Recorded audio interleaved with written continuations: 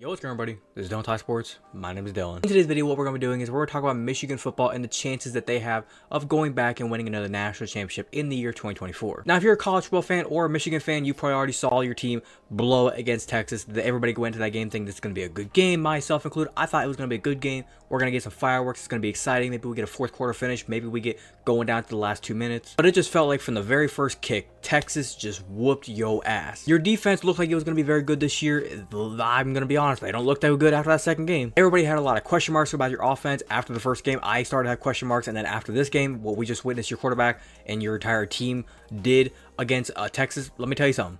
I'd be scared if I were you guys. So kind of what I wanted to do is I kind of want to go through, review the team, review Michigan as a whole of what kind of is going wrong for them this season, and kind of is there any way they can kind of get back on track? Is there anything they can do to kind of fix the team? And then I kind of at the very end just kind of go over the schedule that they have going forward this season, because they do play Oregon, they play USC, they still have Penn State, and I believe they have Ohio State at the very end of the season. So they got a schedule on their hands that they could, like I've said it before the season started, this team could possibly at most probably lose 5 games. There's a chance they're probably going to go probably like 9-3 at the end of the season. As always, all information you're going to be seeing on screen whenever it comes to like different articles. There is one article that I'm going to have a link down in the description below. So if you want to go check that one out for yourself for free. But without further ado, I'm going to go and get straight into this. So if you're going to enjoy it, as always, make sure you're going to drop a like on today's video. Be very much appreciated if you do so. But without further ado, let's get into it.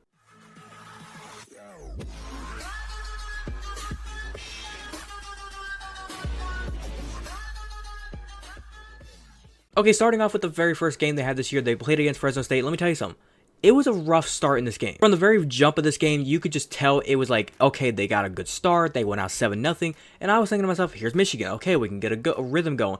But then it's like the second quarter came, and they just didn't have anything in them. When it was 3-10 at halftime, I was thinking, okay, maybe there'll be a second half team. Maybe they'll get something going. And they kind of did. They got the 10-23. Fresno State, they were hanging in there. Eventually, Michigan got that pick 6 at the very end of the game. They were able to make some plays happen. I will say that. Will Johnson, the corner for Michigan, he's very jumpy. If I had to give a description of him, he's a lot like Trayvon Diggs from the Cowboys, the corner. He's very jumpy. He wants to jump a lot of routes. He wants to jump them, make pick sixes, go get this pick, run it back for the touchdown. And he was getting burned quite a bit in this game. I forget who the receiver was for Fresno State, but I think it was Jalen Moss and even like Mac Delana, I think is how I say it.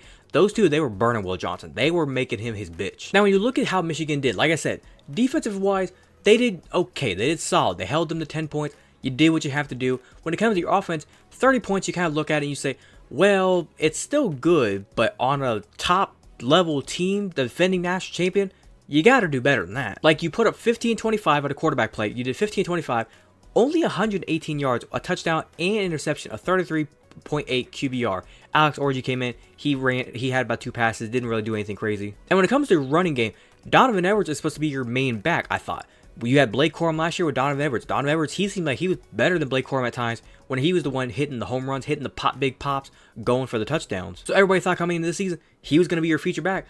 Apparently this guy, Mullings, he's 10 times better than Donovan Edwards. And getting over to the Texas game, like I said, going in the box score, the quarterback, Davis Warren, I need to say something about Michigan real quick. You're going to look at this stat sheet, and you're going to say, man, 204 yards, a touchdown. Yeah, the 2 interceptions is very bad, but he did okay. 22 completions out of 33 attempts, 66% completion percentage. He had 204 yards. Not a bad game if you ask me. You need to realize this man had, I believe, less than 100 passing yards with like, I think 7 minutes to go in the fourth quarter. Correct me in the comments.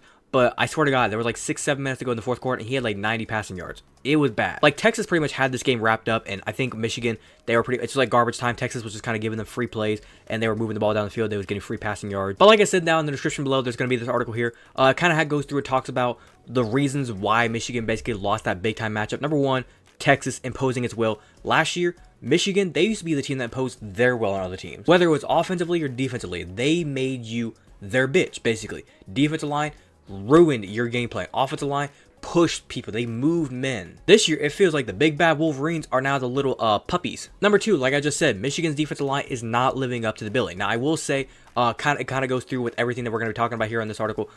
Michigan did lose a lot, and I mean a lot of people in the draft last year. They lost the quarterback, J.J. McCarthy. They lost the running back, Blake Corum. I forget who the name of receiver was, but they lost him. They lost every offensive lineman. I think all 5 offensive linemen went to the draft. They lost a couple of defensive guys. I want to say like 2 or 3 defensive linemen. I think they lost a safety. Correct me in the comments. They lost, and I'm telling you, they lost a lot of people. I want to say the last I read was like 18 to 19 people on the team went to the draft. So they got picked apart. When it comes to the defense, like I said, the defensive line did not live up to the hype. And number 3, the secondary, they were getting torched. It's like this defense, we thought they were going to be good, and they did not live up to anything. Now, for those of you who do not know, Wink Martindale, he's the new defensive coordinator for Michigan ever since Jim Harbaugh left. And Wink is not been, I wouldn't say he's been the worst defensive coordinator in the world, but he's just not been like the guy that you want to be your defensive coordinator. He's like the last resort, basically. I think last year he was the New York Giants defensive coordinator, and go back and look at the New York Giants in the NFL, their numbers, not the best.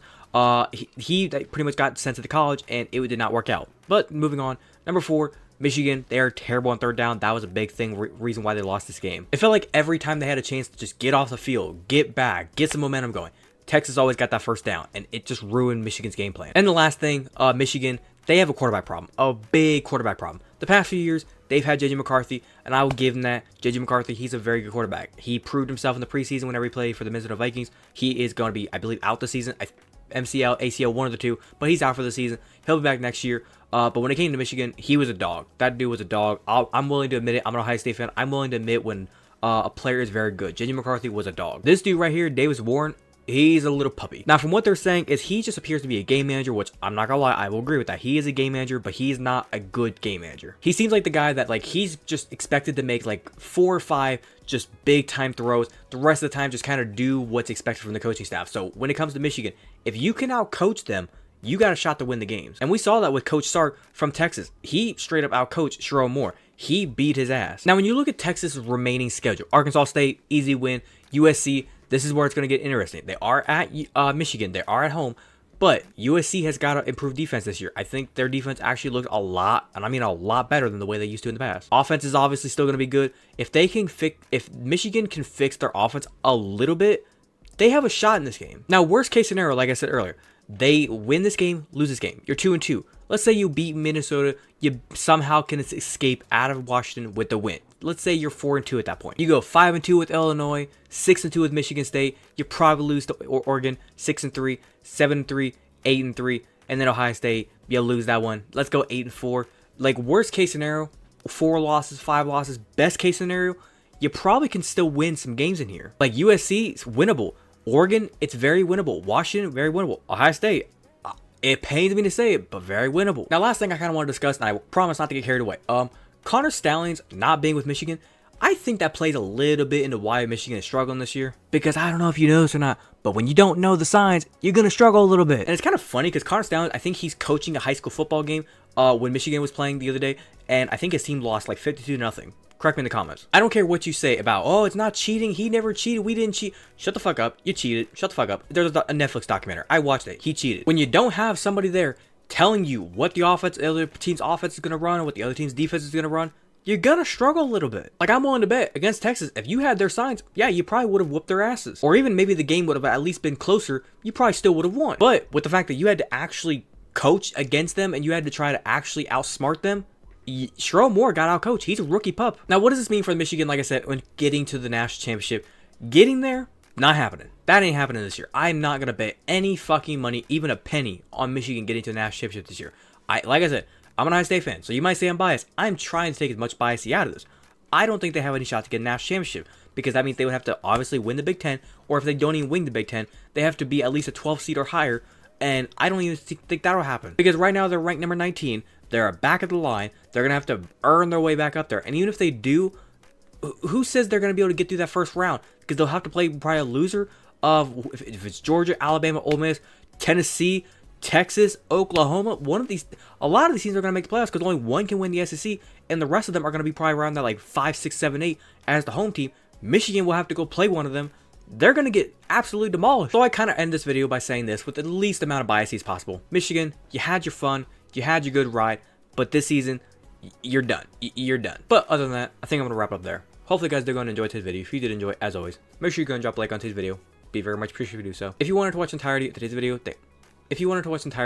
thank you very much. And like I said, if you have a different opinion, do you agree, disagree with anything I said? Do you think that Michigan is going to be in the playoffs and have a chance for a national championship this year? If you agree with me and you think they're not going to have a chance for a national championship this year, if you're a Michigan fan, not a Michigan fan, and you want to just leave your complete opinion about what you think about Michigan this season down in the comment section down below, and go ahead and do so, and I'd be more than welcome to kind of talk about with you guys. If you're a fan of the content that I do poster and you want to go and hit that big red subscribe button, feel free to do so, and do not forget to hit that little notification bell to be notified second I post. But without further ado, This has been Don't Talk Sports.